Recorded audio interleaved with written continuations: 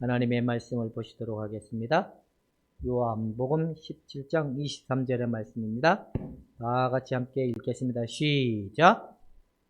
곧 내가 그들 안에 있고 아버지께서 내 안에 계시어 그들로 온전함을 이루어 하나가 되게 하려 함은 아버지께서 나를 보내신 것과 또 나를 사랑하신 같이 그들도 사랑하신 것을 세상으로 알게 하려 함이로소이다. 아멘. 아멘. 기도하겠습니다. 하나님 아버지, 고맙습니다. 우리에게 예수님을 나타내게 하시고 아버지를 믿게 하시고 알게 하시고 우리에게 예수님의 흔적을 드러나게 하시는 그 영광에 감사와 찬양과 영광을 돌려드립니다. 오늘도 말씀에 하나님 깨닫게 하시고 성령으로 기름을 부어 주시기를 원하며 예수님의 이름으로 기도하옵나이다. 하나님의 열매는 누가 맺어야 될까요? 하나님의 열매는 내가 맺어야 될까요? 열매가 나타나는 거일까요? 열매가 나타나는 게 맞죠? 근데 왜 우리는 열매를 맺어야 된다라는 그런 무언의 강박관념, 무언의 명령, 법에 걸려서 열매를 맺지 못한 자들은 나중에 어떻게 된다고 찍어서 불에 던지운다라는 공갈적 협박에 눌려서 구원도 잊어버리고 하나님의 백성임도 잊어버리고 끊임없이 열매를 누구의 결과물을 보고 열매를 평가하려고 했을까요? 예수님의 열매의 평가였을까요? 나 개인에게 열매의 평가였을까요? 개인에게. 그래서 참으로 힘드셨죠. 두렵기도 하고 무섭기도 하고 구원의 확신도 왔다가 갔다가 하기도 하고. 근데 아니라는 걸 깨닫고 나니까 좋습니까? 안 좋습니까? 좋죠.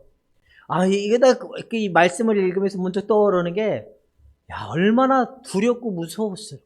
우리가 열매를 맺으려고 열매 맺지 못하는 나무들마다 다 찍어서 불에 던지운다라고 하는 그 심판에 대한 두려움, 구원에 대한 두려움, 하나님이 날 모른다 얘기하면 어떻게 할까 하는 그 두려움적 그 지난날에 그런 모습 속에 우리는 얼마나 떨고 두려워했을까라는 생각이 문득 들었습니다. 여러분들 모두가 확실하게 믿으시죠? 예수님에게 붙어 있기 때문에 예수님의 열매가 나타나는 것이다. 할렐루야. 나는 그리스도에게 참 붙어 있는 가지다. 나는 예수 그리스도와 한 몸이 된 자들이다. 내 안에 이제 사시는 이는 예수님이시다. 이 말에 모두가 다 동의를 하시면 아멘을 합시다. 나는 예수 그리스도에게 붙어 있는 자다. 그러면 나는 이제 나에게 의의 열매를 맺혀지게 하시는 이거는 성령 하나님이시다. 그리고 내 안에 사시는 이는 예수 그리스도시다. 이 세 가지에 모두가 다 아멘 하십니까? 그러면 오늘 이걸로 말씀을 마치도록 하겠습니다. 뭐 더 이상 많이 할 필요가 없잖아요. 근데 우리는 이제 마지막 때에는 무엇을 보고 평가를 받죠? 열매. 이 열매는 나의 열매가 아닌 예수님의 열매인 거예요. 예수님의 열매가 어디에 나타나야 되는 거예요? 우리 안에.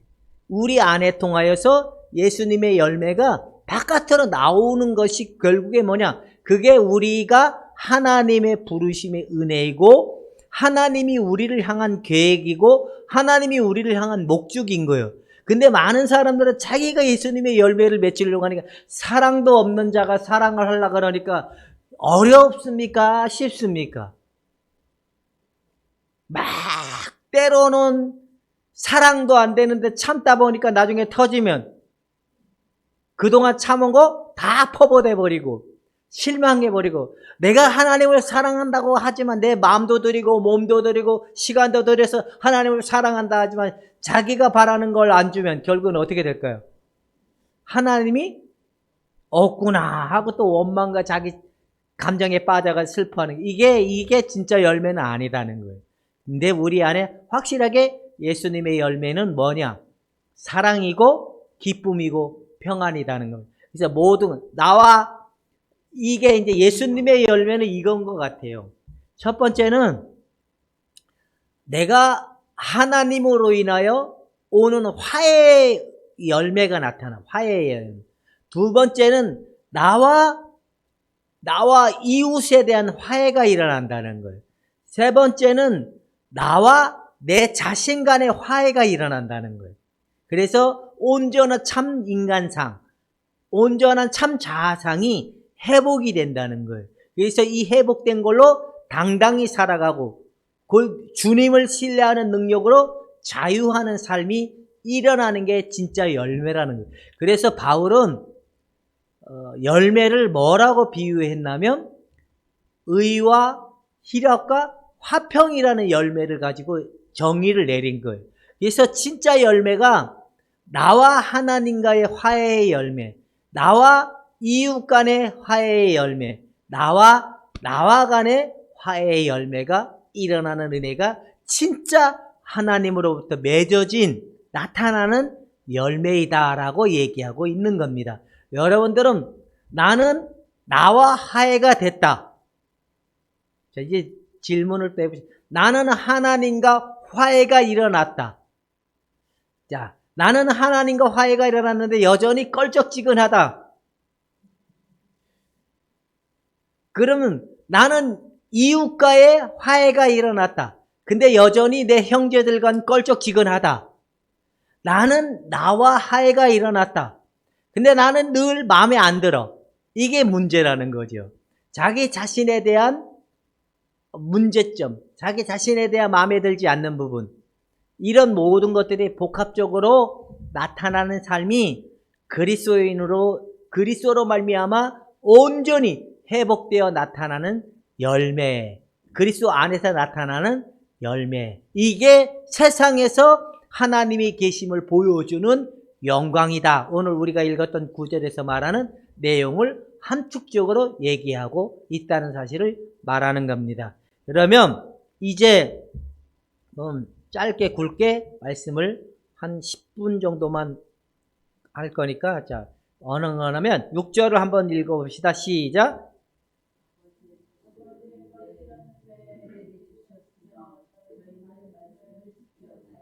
결국에는 나는 태초에 누구의 것으로 정해졌던 거예요?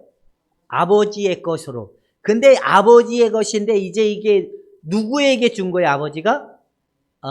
예수님에게 줬다. 그래서 내가 예수님을 믿을 수 있도록 하나님이 나를 예수님에게 주어졌다. 그래서 내가 예수 믿게 됐다라고 얘기하는 건데, 영생은 내가 갖고 싶어서 준 게 아니라 내가 아버지의 것이었는데 예수님에게 줬기 때문에 이 예수님의 권세가 아버지가 예수에게 주신 자들에게 미친 결과물이라는 거예요.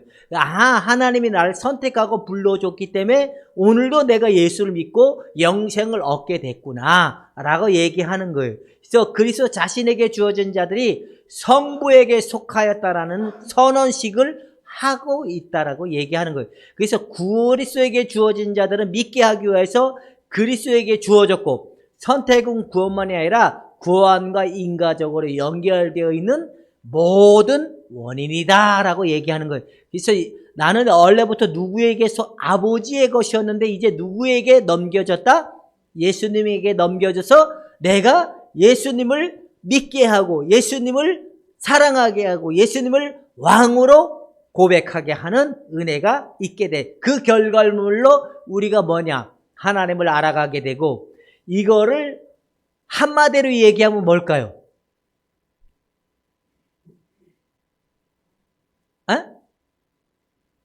우물가의 여인에게 찾아왔던 그들은 늘 예배를 어디 가서 해야 된다고, 사마리아 여인은 어디가 예배를 한다 그랬죠? 예루살렘에. 왜? 거기에 너가 있으니까.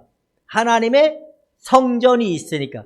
근데 그 예루살렘이 아니고 이제 너희가 신령과 진정으로 예배할 때가 오나니 곧 지금이 하나님을 예배할 때고 하나님을 섬긴, 바로 우리가 이 관계가 회복됐기 때문에 하나님을 예배하고 하나님을 경배하는 삶으로 예수님으로 말미암아 아버지 하나님 앞에 기도할 수 있는 특권과 아버지께 나갈 수 있는 통로가 열어졌다라고 얘기하는데, 이 결과물이 뭐냐? 예배이고 바로 하나님의 긍휼하심의 은혜로 인하여 매일 하나님으로부터 주어진 그 길로 열어지는 은혜가 우리에게 열렸다라고 히브리서 몇 장은 얘기하고 있죠? 할렐루야. 이게 이제 이해가 되십니까? 예수님이 먼저 아버지께 있는 자들이 아버지가 예수님에게 좀으로 우리가 아버지께 나갈 수 있는 통로의 길을 열어줬고 늘 하나님을 만나고 하나님을 예배하고 하나님을 섬기는 자들로 불러주신 은혜였구나라고 하나님이 보여준 구절이라는 겁니다. 오성순 권사님 이해가 되셨습니까? 내가 하나님을 예배하는 자로 불러주셨구나. 하나님을 사랑하는 자로 불러주셨구나. 그게 뭐냐? 바로 영생이라는 거예요. 영생. 그렇게 얘기하고 있는 겁니다. 두 번째, 한번 봅시다. 22절 시작.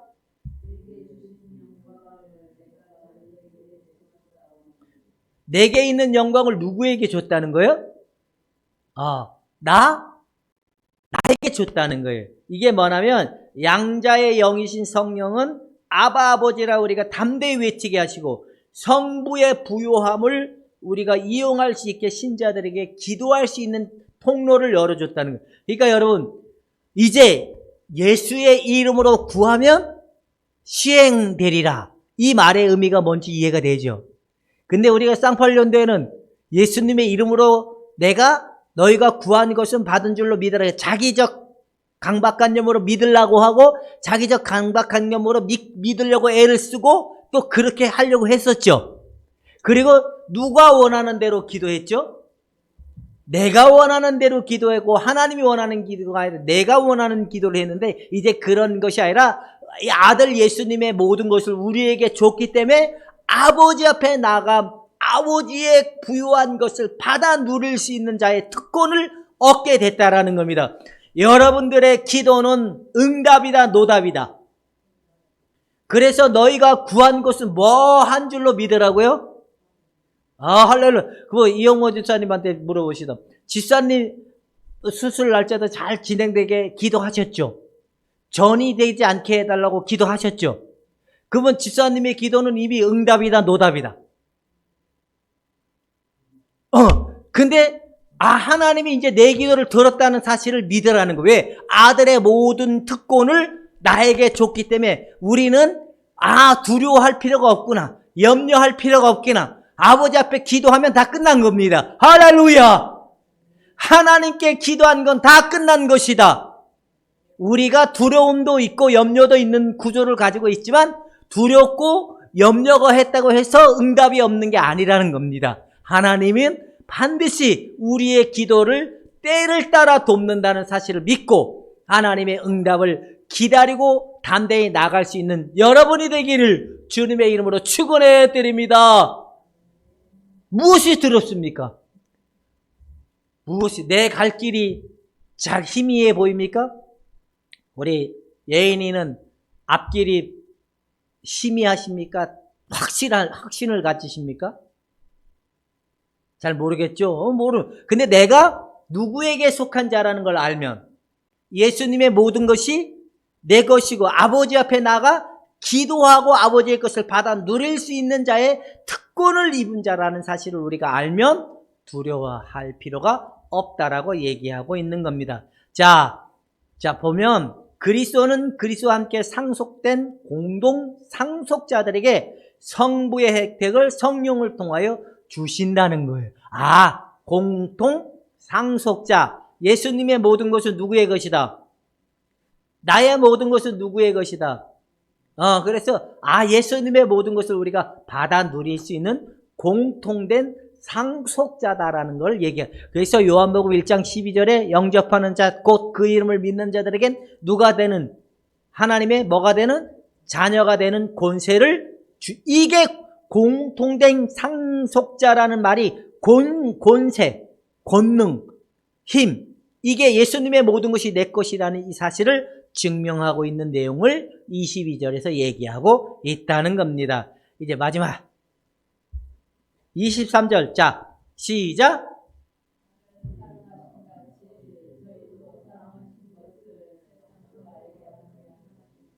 자, 이제 세상으로 알게 하려 합니다. 이게 우리의 뭐다? 사명이고 하나님이 우리에게 불러주신 목적이라는 거예요. 우리가 잘 먹고 잘 살고 편안히 살기 위해서 불러주신 게 아니라 내 안에 세상으로 예수님이 나타나는, 예수님의 그 하나님이 나타나는, 그래서 하나님이 보여주심이 우리를 통하여 빛과 소금이라는 그 명칭. 그래, 마태복음은 너희가 세상의 빛, 너희가 소금이고 너희가 빛이고 소금이다. 그래서 부패한 곳에, 여러분들이 간 곳에 막혀있는 담은 헐어지는 것입니다. 공통된 능력을 예수님의 이름으로, 예수의 이름으로 나는 일어서리라, 예수의 이름으로 나는 이제 나아가리라, 예수의 이름으로 나아가리라, 예수의 이름에 나가는 그 모든 곳에 여러분들이 예수님이 나타나게 되어 있는 것이 근본된 이유다. 이것이 하나님이 우리를 불러주신 목적이다라는 것을 얘기하고 있는 거예요. 여러분, 여러분들 안에 이제 예수 그리스도의 충만함이, 예수 그리스도의 충만함이 결국에 뭘까요?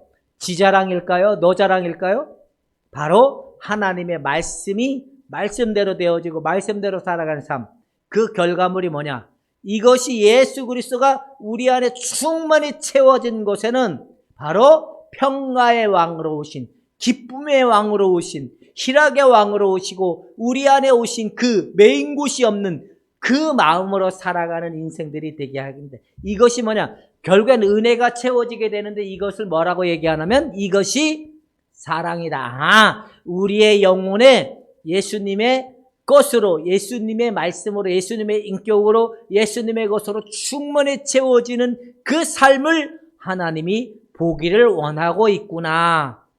여러분, 이것이 진정한 우리가 가야 될 방향성을, 요한복음은 우리가 왜 예수를 믿어야 되고 왜 예수를 믿게 됐는지, 왜 우리가 어떤 삶을 살아야 되는지를 확실하게 보여주는 내용이 요한복음 17장의 내용을 정리하고 있는 겁니다.